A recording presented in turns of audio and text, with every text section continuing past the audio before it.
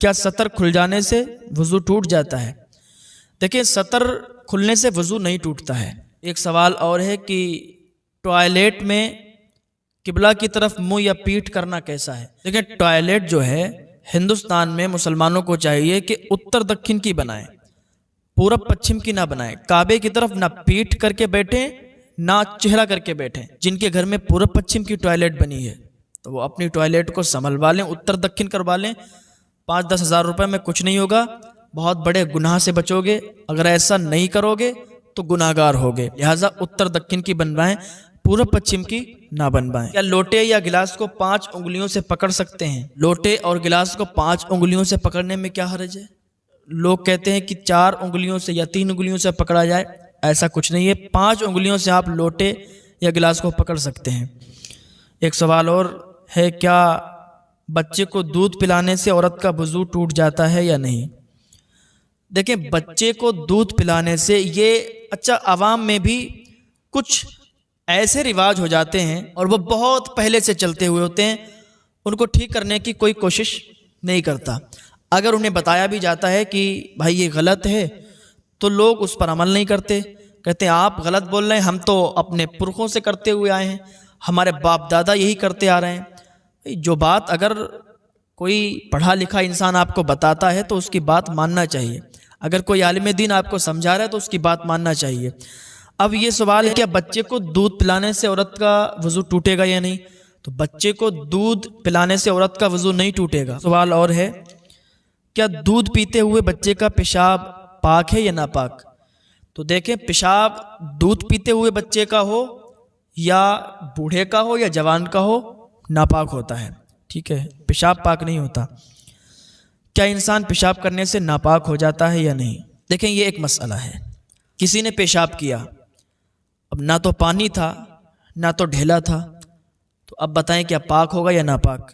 تو اکثر لوگ جو پڑھے لکھے نہیں ہیں تو وہ یہی کہیں گے کہ ناپاک ہو جائے گا انسان، لیکن نہیں۔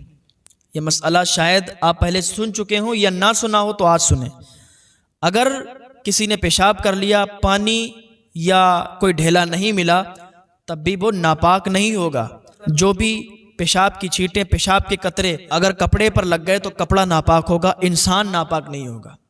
انسان ناپاک ہوتا ہے جس سے احتلام وغیرہ ہو جائے یا ہم بستری وغیرہ کرتا ہے تو اس چیز سے انسان ناپاک ہوتا ہے، لیکن پیشاب کر کے اگر اس نے استنجا نہیں کیا، پانی ڈھیلا نہیں تھا، تب ناپاک نہیں ہوگا۔ لیکن اگر کپڑے پر پیشاب لگ گئی تو اتنا کپڑا ناپاک ہو جائے گا، وہ کپڑا دھل کے وہ نماز پڑھ سکتا ہے۔ کیا جھپکی لگنے سے وضو ٹوٹتا ہے؟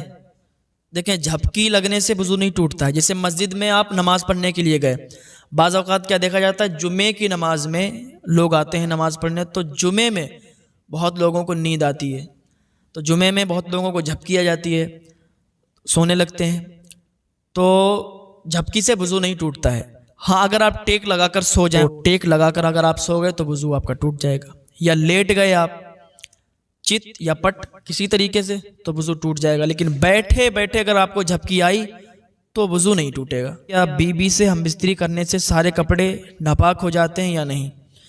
بیوی سے ہم بستری کرنے میں سارے کپڑے ناپاک نہیں ہوتے ہیں، جتنی جگہ پر اگر نجاست لگی ہے اتنے کپڑے ناپاک ہوں گے۔ اور سوال ہے کہ اگر نماز میں انگوٹھا اپنی جگہ سے تھوڑا سرک جائے تو کیا نماز ہو جائے گی یا ٹوٹ جائے گی؟ عوام میں یہ جہالت پتہ نہیں کس نے پھیلائی، لوگ کہتے ہیں کہ نماز پڑھو تو جو انگوٹھا ہے سیدھے پیر کا وہ بالکل جمع رہنا چاہیے، اگر وہ ہٹ گیا تو نماز ٹوٹ جائے گی۔ یہ جہالت ہے، ایسا کچھ نہیں ہے۔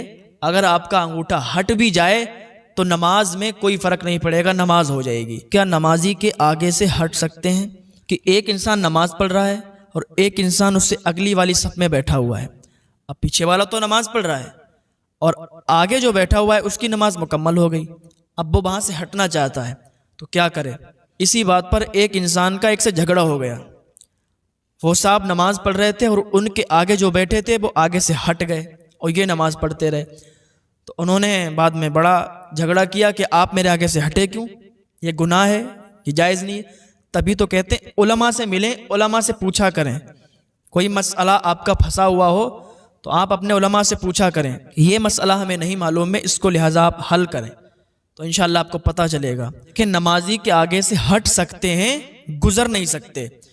ایک نمازی نماز پڑھ رہا ہے اور ایک اگلی والی صف میں اس کے سامنے بیٹھا ہوا ہے، اس کی نماز مکمل ہو گئی تو وہ اب آگے سے ہٹ سکتا ہے۔ جو شخص نماز چھوڑتا ہے اور وظائف پڑھتا ہے تو کیا اس کے وظائف قبول ہوں گے یا نہیں؟ جو شخص فرض نماز چھوڑتا ہے اور وظائف کی طرف بھاگتا ہے، وظائف پڑھتا ہے، تو ایسا شخص، اس کے کوئی وظائف قبول نہیں ہوں گے۔ اگر کوئی فرض چھوڑ کر نفل ادا کرتا ہے تو نفل قبول نہیں۔ حضرت عمر رضی اللہ تعالیٰ عنہ نے ایک مرتبہ دیکھا کہ ایک صحابی فجر کی جماعت میں شامل نہیں ہو پائے، تو آپ جب ان کے گھر کی طرف سے گزرے تو ان کی والدہ سے کہنے لگے کہ آج وہ فلاں صحابی جماعت سے شامل نہیں ہو پائے، کیا بات ہے؟